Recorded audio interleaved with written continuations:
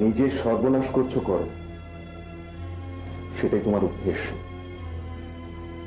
কিন্তু তাই বলে একটা সহজ সরল সতীসাধ্যী মেয়ে যে তোমার উপর বিশ্বাস করে আছে, তোমার উপর আশ্রয় করে আছে, তার সর্বনাশ করো না মহিদা।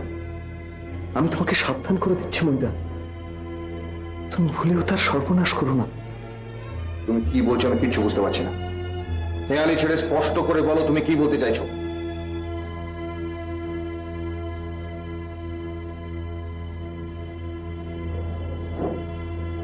বিনোদ বৌঠান তোমাকে অধর্মের দিকে ঠেলে দিচ্ছে, আর তুমি বোকার মতো সেদিকে পা বাড়াচ্ছ। এটা কি বুঝতে পারছো না? মিথ্যা কথা, তোমার ধারণা ভুল বিহারী। একটা ভদ্রলোকের মেয়েকে তুমি যদি এরকম অন্যায় সন্দেহের চোখে দেখো, তাহলে এই বাড়ির অন্দরমহলে তোমার আর ঢোকা উচিত নয়।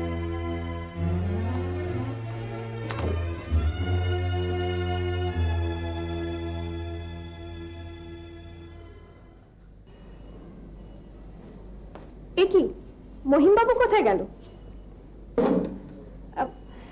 এই নিন, মিষ্টি মুখ করুন, পিসিমা পাঠালেন। কিন্তু আমার তো খিদে পায়নি। একটু মিষ্টি মুখ তো আপনাকে করতেই হবে, নিন।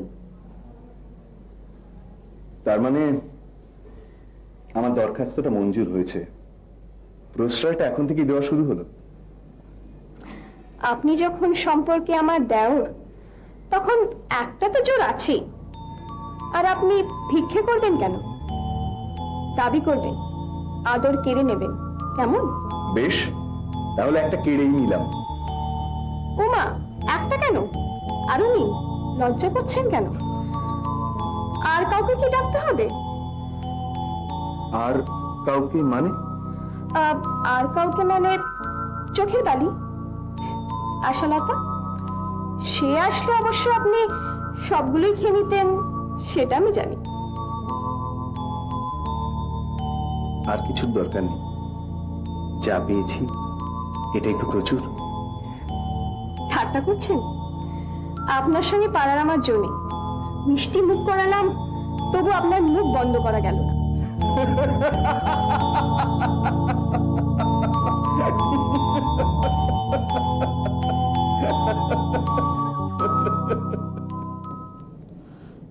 বিহারী ঠাকুরপো আমাদের মাঝখানে এসে সবসময় ঠাট্টা তামাশা করুক, এ আমার এতটুকু পছন্দ নয়।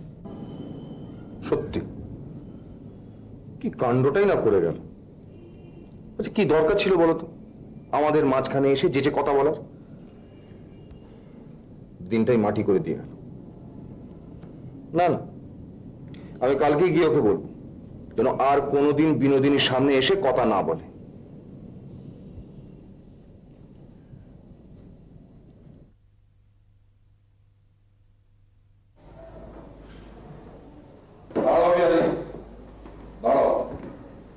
কি ব্যাপার মহিদা?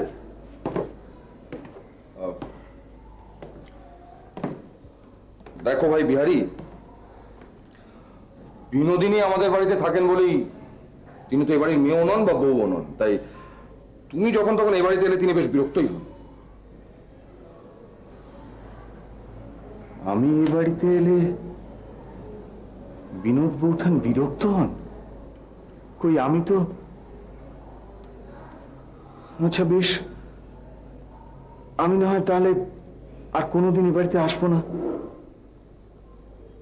কিন্তু মহিদা, আমি নিজের কানে একবার শুনতে চাই যে বিনোদ বৌঠান আমি এলে বিরক্ত হন।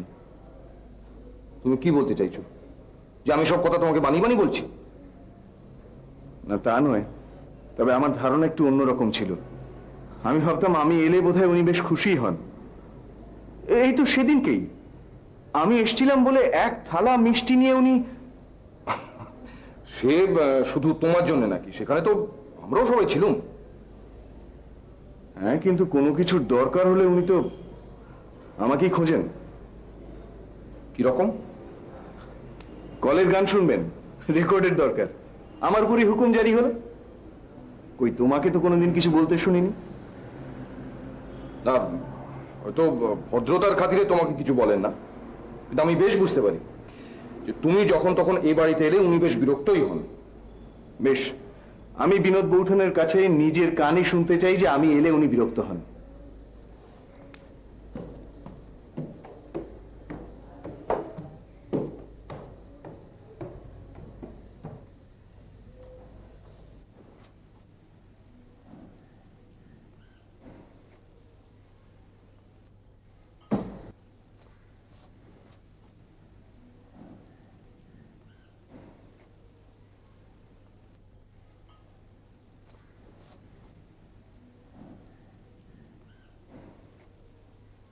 আপনার কাছে ক্ষমা চাইতে এলাম বিনোদ বৌঠান।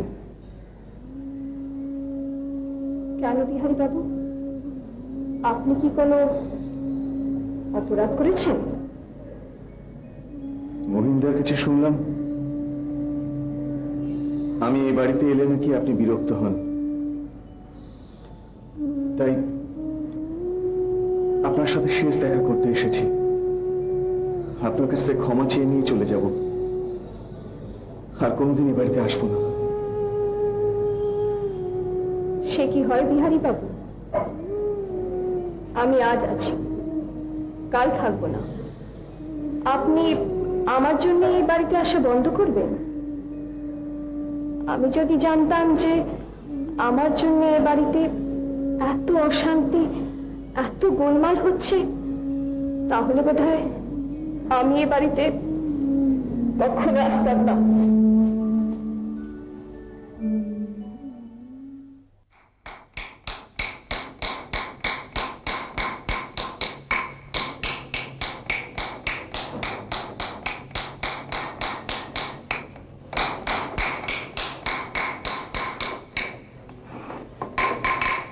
अरे अरे अरे अरे छोटा छोटा कर की काटो, छोटा छोटा कर की काटो। छोटा छोटा काटते हैं, ठीक है। নেই বাবা, বড় বড় হয়ে যাচ্ছে। এ আমার জিরে ধনে কিছু ভাবা যায় না। ঠিক আছে, ঠিক আছে, কেটে দিচ্ছি। হ্যাঁ, ছোট কাটা দাও, ছোট কাটা। এটা ছোট কাটা। মাঝে করে দিচ্ছি ভালো করে, দেখেন না। ঘন ঘন করকে কাটো। হ্যাঁ, ঠিক আছে, ঠিক আছে।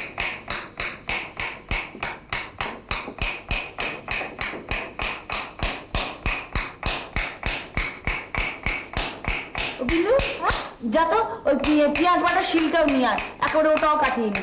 যা বলেছো মা, এই মশলা যদি ভালো করে না হয় না, তো রান্নার স্বাদই আসে না। হ্যাঁ, কি আল্লাহরে গলে গেলি, যা তাড়াতাড়ি যা নিয়ে আয়।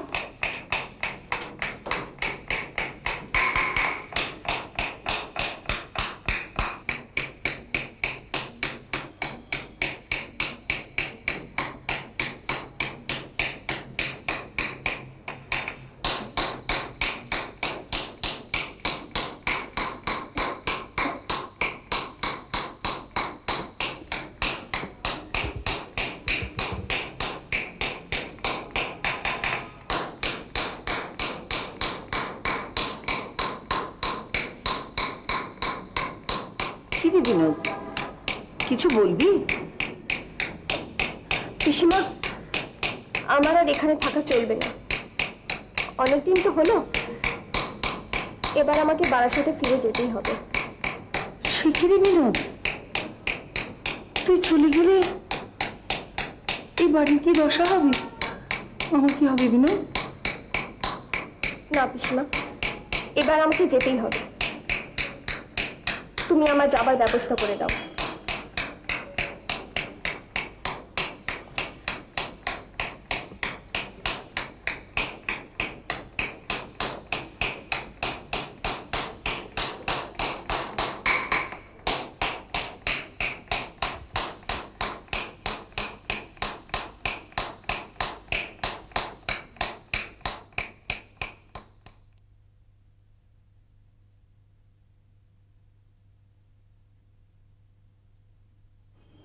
মহিন, ও শোন, বিনোদ বলছিল সে বাড়ি ফিরে যেতে চায়। কেন মা, এখানে তার কোনো অসুবিধা হচ্ছে? না, অসুবিধের কথা নয়। বিনোদ বলছিল তার মতন একটা সমস্ত মেয়ে পরের বাড়ি বেশি দিন থাকলে লোকে আবার নিন্দে করবে। তাই এই বাড়ি তোমার বিনোদের কাছে পরের বাড়ি? আচ্ছা ঠিক আছে, আমি বরং ওকে বুঝিয়ে বলবো।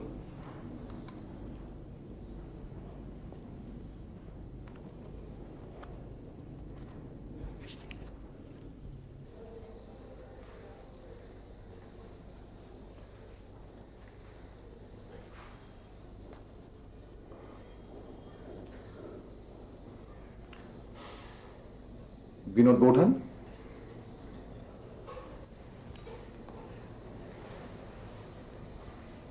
শুনলাম তুমি নাকি তোমার বাড়িতে ফিরে যেতে চাইছো। আচ্ছা বৌঠান, এতদিন পরে বুঝি আমরা পর হলাম। তোমরা কি আর আমাকে চিরকাল আটকে রাখতে পারবে ঠাকুরপো? সে স্পর্ধা আমাদের নেই, সে জোরও নেই। তবুও ভাবছি যে কি দরকার ছিল বলতো এখানে এসে এভাবে আমাদের মন কেড়ে নেওয়ার। কাজ কি? দুদিনের জন্য মায়া বাড়িয়ে ও আমার যাওয়াই ভালো।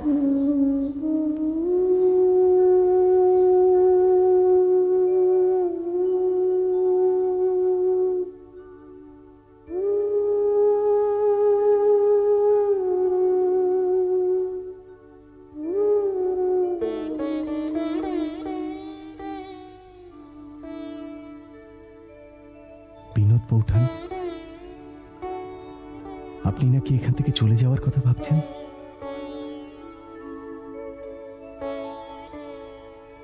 কেন বৌঠান? আমি কি কোনো অপরাধ করেছি? এটা কি তারই শাস্তি? আপনি কেন অপরাধ করতে যাবেন বিহারী বাবু? দোষ তো আমার কপালের। আপনি যদি এভাবে এখান থেকে চলে যান তাহলে আমি মনে করব আপনি আমার উপর রাগ করে চলে যাচ্ছেন। আপনি বলুন না, আমার কি এখানে থাকা উচিত? না, তা ঠিক নয়, তবে আরো কটা দিন এখানে থেকে গেলে কিছু ক্ষতি তো হতো না? আপনারা সকলে মিলে আমাকে থাকতে অনুরোধ করছেন, আর আমার পক্ষে সেটা এড়িয়ে যাওয়া খুবই কঠিন কাজ। কিন্তু আপনারা জানেন না, আপনারা অন্যায় করছেন। বিনোদ বৌঠান, মাত্র কয়েকদিনেই আপনি আপনার নিজের গুণে আমাদের সবাইকে এমনভাবে বেঁধে ফেলেছেন, আমরা আজ আর কেউ চাই না যে আপনি চলে যান। বৌঠান, বাড়ির লক্ষ্মীকে কেউ কি নিজের ইচ্ছায় বিদায় করতে পারে? আমার যে এত গুণ আছে, আমি এখানে না এলে বুঝতেই পারতাম না। আর আপনার মুখে আমার সুখ্যাতি শুনে আমার যে ভালো লাগছে না তা নয়, আর আমার যে এখানে এত আদর যত্ন, সেটা ফেলে রেখে যেতে আমার মন চাইছে না। কিন্তু পরের ঘরের বিধবা অন্যের সংসারে এতদিন পড়ে থাকলে লোকে যে নিন্দে করবে, তখন আপনি সামলাতে পারবেন তো? বৌঠান, যদি কোনোদিন লোকনিন্দা হয় তখন ভাবা যাবে। তবে আপাতত আপনার যাওয়া হবে না, এই আমি বলে রাখলুম।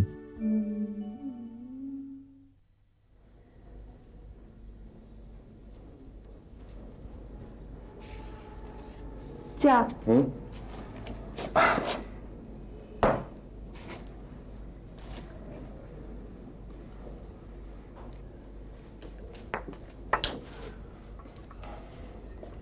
চুনি, চলো সবাই মিলে আগামী রোববার দমদমের বাগান বাড়িতে চড়ুই ভাতি করে আসি। ওমা, তাই? সত্যি? চলো না গো, আমি না আগে কখনো চড়ুইভাতি করতে যাইনি।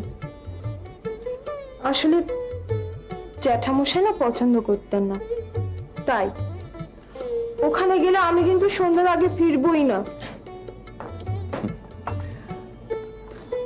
আচ্ছা, তোমার সখীকেও বলো না উনি আমাদের সঙ্গে যাবেন।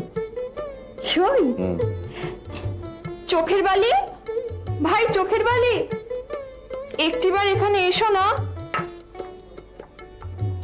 কেন ভাই বালি, কেন তলব দিয়েছো? তাড়াতাড়ি বলো, অনেক কাজ করে আছে। আগামী রোববার দমদমের বাগান বাড়িতে চড়ুইভাতি করতে যাচ্ছি।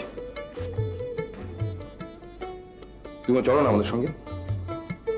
না, সবাই মিলে বাড়ি ছেড়ে চলে গেলে পিসিমা একা পড়ে যাবেন, আর এই বয়সে পিসিমাকে একা রেখে যাওয়াটা ঠিক হবে না। একা কোথায়, নায়েব কাকা তো থাকবেন। আমি আজকাল লক্ষ্য করছি যে তুমি কিন্তু আমাদের থেকে দূরে সরে থাকতে চাইছো। কে কার থেকে দূরে সরে থাকতে চাইছে?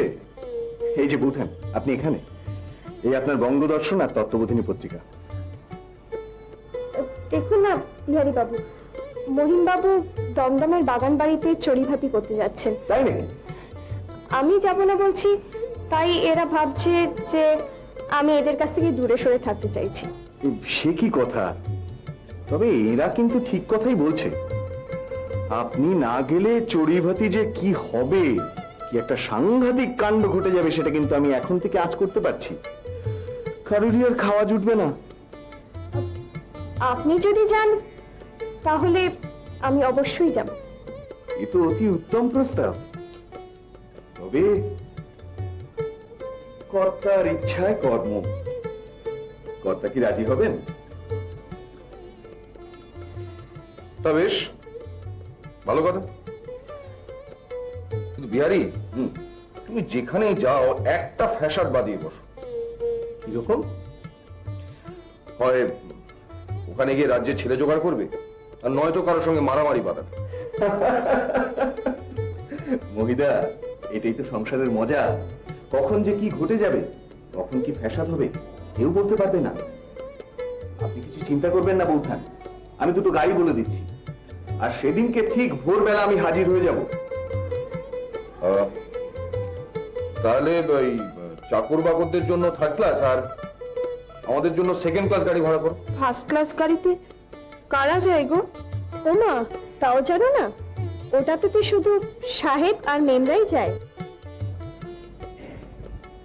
আমরা কি ওখানে গিয়ে রান্না বান্না করব? কেন? আমরা কেন করব? কেন শুনলে না, চাকর বাকরদের জন্য থার্ড ক্লাস গাড়ি যাচ্ছে, ওরাই ওখানে গিয়ে সবকিছু করবে। আমরা শুধু গান গাইবো আর ঘুরে বেড়াবো। ঠিক তাই। আমি বরং কয়েকজন বন্ধু বান্ধব বলে রাখি, সবাই মিলে বেশ মজা করা যাবে। দেখেছো চুনু, দেখেছো? আমি বলেছিলাম না যে বিহারি ওখানে গিয়ে ছেলে জোগাড় করবে? আর এখন বলছি এখান থেকেই ছেলে জোগাড় করে নিয়ে যাবে। চড়ুইভাতি কি আর ৩-৪ জন মিলে হয় নাকি? ঠিক তাই। বৌঠান, এই কথাটাই মহিন্দাকে ভালো করে বুঝিয়ে দিন তো। অনেক মানুষজন লাগে, অনেক রান্না বান্না হবে, তাহলেই তো চড়ুইভাতি বলে মনে হবে। বিহারী বাবু, আপনি কিন্তু আপনার বন্ধু বান্ধবদের অবশ্যই বলে দেবেন। যথা আজ্ঞা।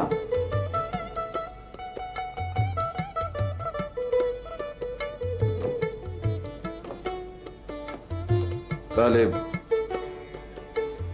তাহলে আমি যাব না।